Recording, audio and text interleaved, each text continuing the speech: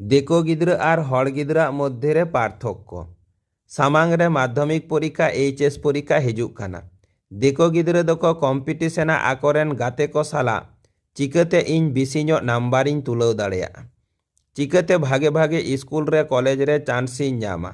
और चिकाते सानाम गाते खय लाहाते चाकरी हामेट दाड़ेया। तो देखो गिद्रा कम्पिटिशन और हड़ गिद्रा दो ओकारे को कम्पिटिशन जात्रा नेल रको कम्पिटिशन पाता नेल रको कम्पिटिशन छपरी एनेज रको कम्पिटिशन हांडी ᱧᱩ रे पौरा ᱧᱩ रको कम्पिटिशन और मुचाद रे दको कम्पिटिशन